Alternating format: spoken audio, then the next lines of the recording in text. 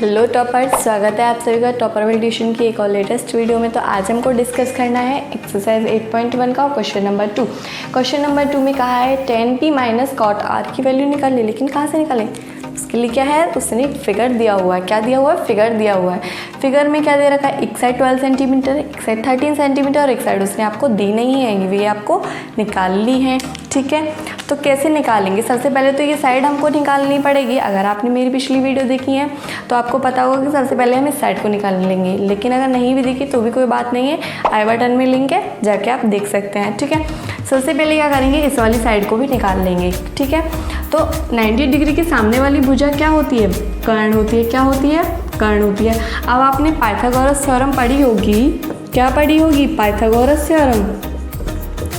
Pythagoras theorem कहती है कि कर्ण का स्क्वायर बराबर होता है जो दो दूसरी साइड बची हुई हैं उन दोनों के स्क्वायर के सम के। कर्ण का स्क्वायर बराबर होता है इस वाली साइड के और इस वाली साइड का स्क्वायर करके सम के। ठीक है, तो क्या करेंगे, पी आर का जो स्क्वायर होगा वो बराबर होगा किसके? पी क्यू का स्क्वायर प्लस क्यू आर का स्क्वायर। क्योंकि मैंने क्या बोला था, कर्ण का स्क्वायर बराबर होता है, कर्ण का स्क्वायर बराबर होता है जो दूसरी साइड बची हुई उन दोनों के स्क्वायर के सम के।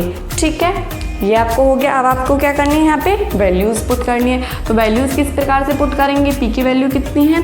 13 सेंटीमीटर, तो 13 का स्क्वायर हो जाएगा plus equals to P Q. P Q की वैल्यू कितनी है? 12 सेंटीमीटर प्लस क्यू आर का होल स्क्वायर। ठीक है, अब आप यहाँ से देखेंगे 13 का स्क्वायर कितना होता है? 169।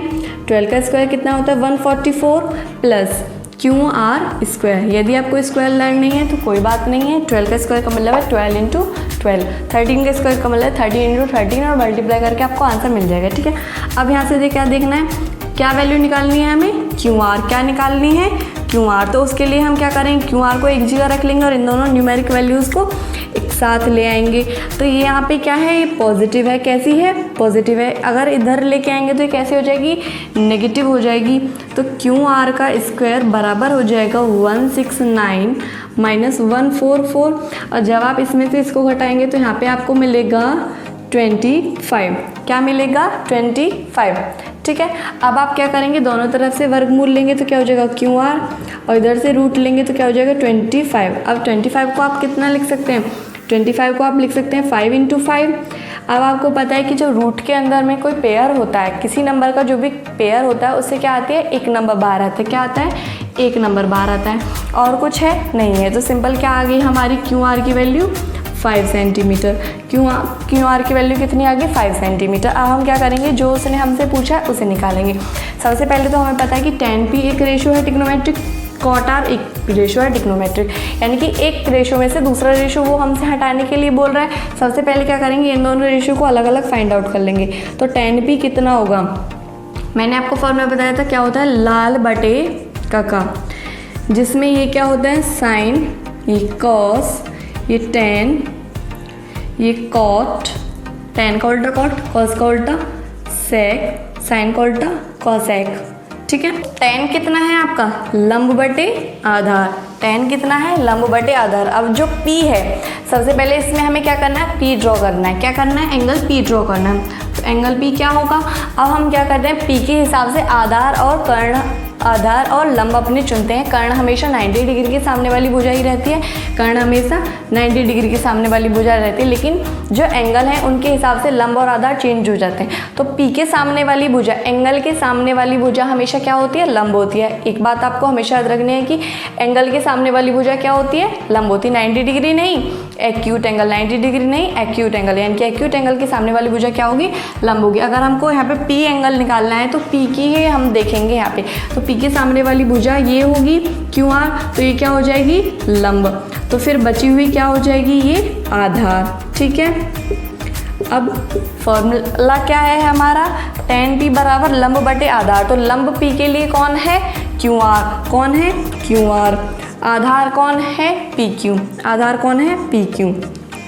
तो क्यू आर बराबर कितना है 5 सेंटीमीटर और आधार बराबर 12, यानी कि जो 10p जो एक हमारा ट्रिग्नोमेट्रिक रेशियो था वो कितना आया 5/12 आया। ठीक है, अब जो नेक्स्ट ट्रिग्नोमेट्रिक रेशियो है वो हम निकालेंगे, तो वो क्या होगा हमारा कॉट आर। क्या निकालना है हमें, कॉट आर निकालना है।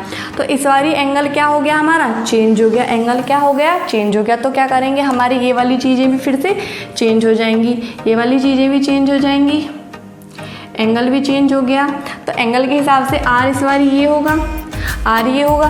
तो एक्यूट एंगल के सामने वाली भुजा क्या होगी, लंब। तो अब ये वाली भुजा कौन सी होगी, लंब, ये वाली। तो लंब ये हो गई और ये क्या हो गया, आधार हो गया। जब लंब वो हो गई, कर्ण हमारी फिक्स है, तो लंब और आधार चेंज होने हैं। एक्यूट एंगल के सामने वाली भुजा लंब, ठीक है, तो बची हुई आधार। अब कॉट आर का फॉर्मूला क्या होता है, लंब बटे कर्ण तो होता है tan का, लेकिन आप उल्टा देखेंगे तो वो क्या हो जाए कॉट का, यानी कि आधार बटे लंब। कॉट आर बराबर कितना होता है, आधार बटे लंब। अब आधार कौन सी है, क्यू आर, आधार कौन सी है, क्यू आर, और लंब कौन सी है, पी क्यू, लंब कौन सी है, पी क्यू। ठीक है, तो क्यू आर कितनी हो जाएगी 5/12, यानी कि एक जो ट्रिग्नोमेट्रिक रेशियो उसने हमसे बोला था वो हमने निकाल लिया, जो दूसरा ट्रिग्नोमेट्रिक रेशियो था वो हमने निकाल लिया। अगर कोई क्वेश्चन अब ऐसा भी आता है जिसमें ट्रिग्नोमेट्रिक रेशियो ही निकालने रहेंगे तो वो हम ऐसा कर सकते हैं, डायरेक्ट ट्रिग्नोमेट्रिक रेशियो निकाल सकते हैं। लेकिन इसके आगे भी उसने हमसे पूछा है कि tan p माइनस कॉट आर कितना होगा। तो tan p कितना है 5/12 और कॉट आर कितना है 5/12, ये भी सेम ही है। ठीक है, तो ये कितना आ जाएगा आपका 0 आ जाएगा। सिर्फ आपको कुछ नहीं करना है, इनमें आपको ऐसे ही छोटे छोटे क्वेश्चंस दिए हुए हैं जिनमें आपको क्या करना है, दो साइड आपको दी होंगी, एक साइड आपको निकालनी है और फिर उसमें आपको ट्रिग्नोमेट्रिक रेशियोज की वैल्यू पुट करनी है। फॉर्मूला आपको ये याद रखना है लाल बटे का। और आपको एक चीज़ हमेशा याद रखनी है कि एंगल, जो एक्यूट एंगल है, ये वाला तो 90 डिग्री का एंगल होगा, ठीक है, जो 90 डिग्री का एंगल है उसे छोड़ के जो दूसरे दो अदर एंगल बचे वो क्या होंगे, एक्यूट एंगल होंगे, यानी कि न्यून कोण होंगे 90 डिग्री से छोटे होंगे। इन दोनों के हिसाब से, इन दोनों एंगल के बेसिस पे हम क्या चूज़ करते हैं, अपने आधार और लंब अपने इन दोनों के बेसिस पे लेते हैं। ठीक है, एंगल के सामने वाली भुजा हमेशा क्या होगी, लंब होगी, और तीसरी बची क्या होगी, आधार होगी। अगर आपको वीडियो अच्छी लगी तो वीडियो को लाइक करें, कमेंट करें और शेयर करें, क्योंकि शेयर करना बहुत ज़्यादा ज़रूरी है। आपने एक श्लोक तो सुना ही होगा कि कर भला तो हो भला। यदि आप किसी का भला करते हैं तो भगवान भी आपका भला ज़रूर करता है। ठीक है बच्चा, ये हमारा नया चैनल है, प्लीज़ इसे सपोर्ट कीजिए और यदि आपको वीडियो अच्छे से समझ में आ रही है तो प्लीज़ शेयर कीजिए। Thank you so much.